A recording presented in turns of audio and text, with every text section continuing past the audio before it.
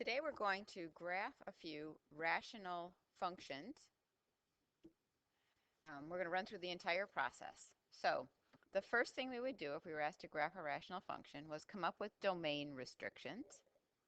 So the denominator of this function would be x minus 3, x plus 2 in its factored form. So x cannot be 3 or negative 2. Those are our domain restrictions.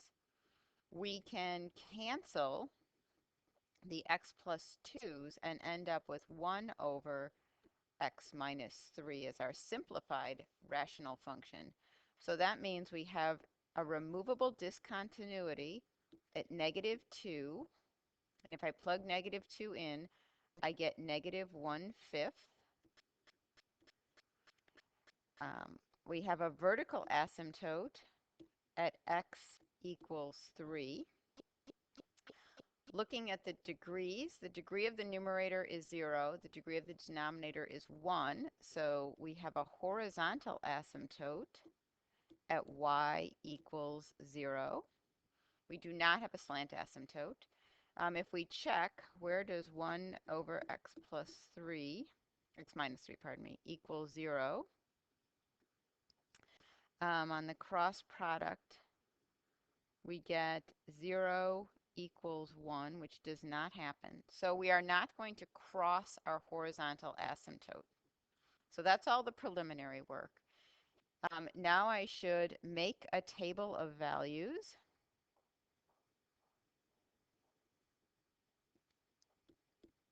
And my table of values should center around my vertical asymptote. So let's do negative, well, we can put the negative 2 in there because that's the hole in the graph. A negative 1, 0, 1, 2, 3. That's my vertical asymptote. 4, 5, 6. Okay, so let's make a rather thorough table of values. So if I plug negative 1 in, I get negative 1/4. If I plug 0 in, I get negative 1/3. If I plug 1 in, I get negative 1/2. If I plug 2 in, I get negative 1. If I plug 4 in, I get positive 1. If I plug 5 in, I get 1/2. And if I plug 6 in, I get 1/3. Okay, so I'm going to make my graph so that I've got the ability to show these numbers on the y-axis.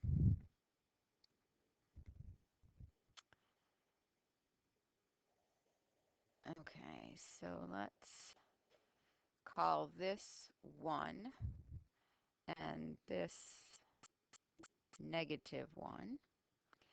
But I'm going to count normally on the x-axis. So this is going to be 1, 2, 3, 4, 5, 6.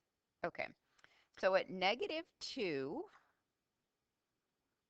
negative 1/5, I have a hole in the graph. At negative 1, I'm at negative 1/4. So that would be right here. At 0, I'm at negative 1/3. So that would be about here. At 1, I'm at negative 1/2. At 2, I'm at negative 1. At 3, I have a vertical asymptote. And I probably should have put that in first, just to give my graph some shape. I might as well put in my horizontal asymptote while I'm here. Okay, so let me go back to this.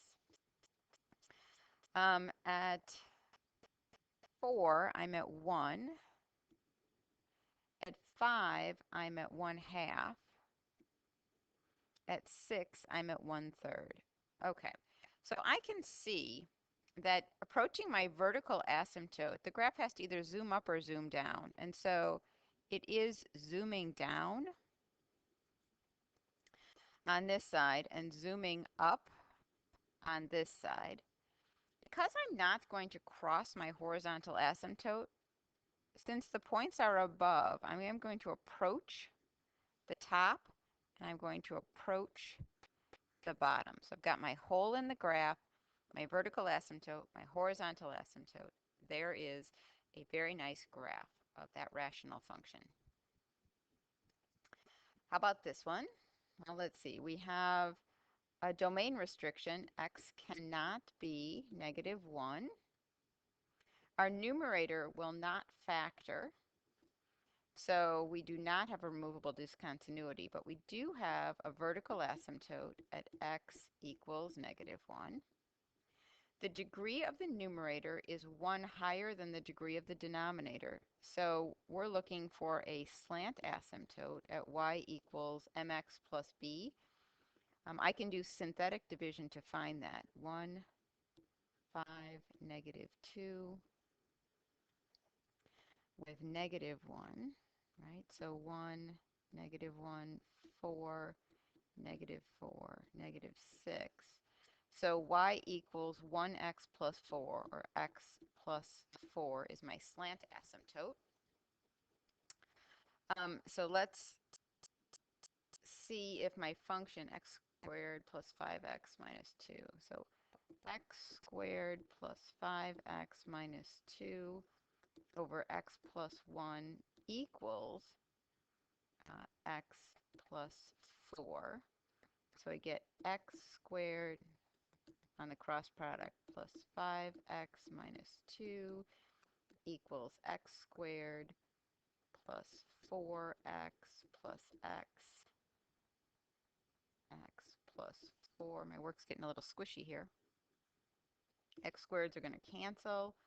4x and x makes 5x, so 5x's are going to cancel. So I'm saying -2 equals 4.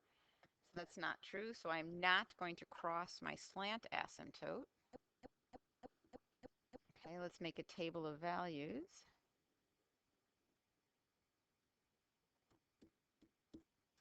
My vertical asymptote is at -1, so let's try -4, -3, -2. -1 is my vertical asymptote. 1, 2, 3. Okay, let's see.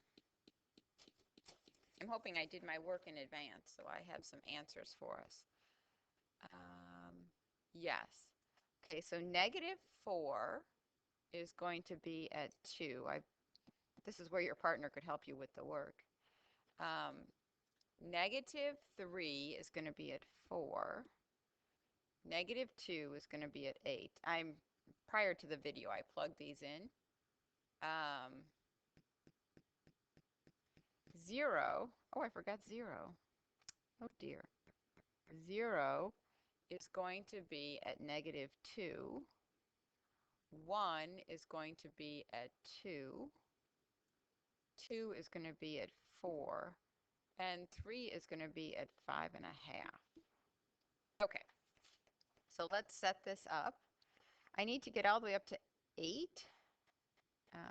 So more up than down.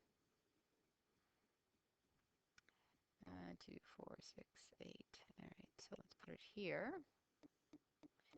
I have a vertical asymptote at -1. And I have a slant asymptote at y equals x plus 4. So kind of like this.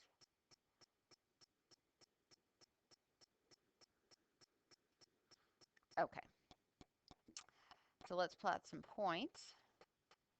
-4, 1, 2, 3, 4 is at 2.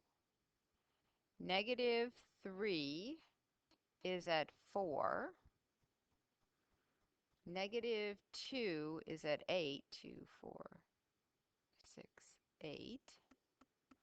Okay, now I've hit the wall, and I'm not crossing my slant asymptote, so I'm seeing all the points on this side. So it's going up the vertical asymptote, and it's going to stay on the top of the slant asymptote. Now coming across, 0 is at -2,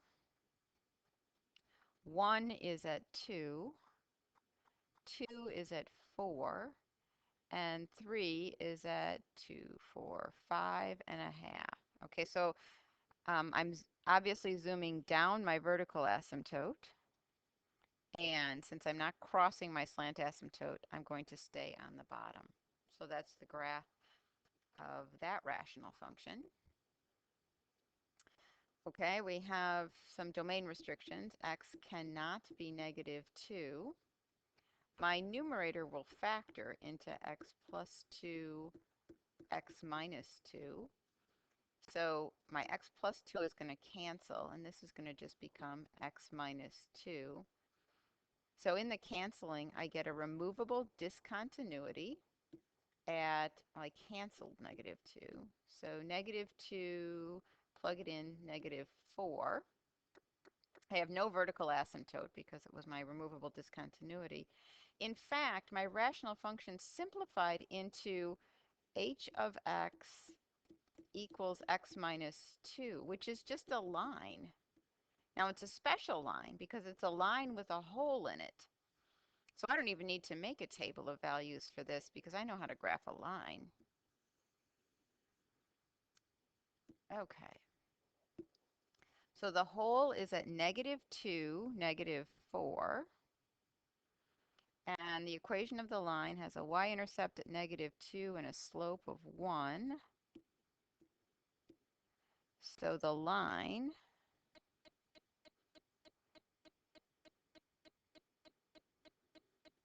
with a hole in it. Okay, so there are 3 samples to get you started on what I expect.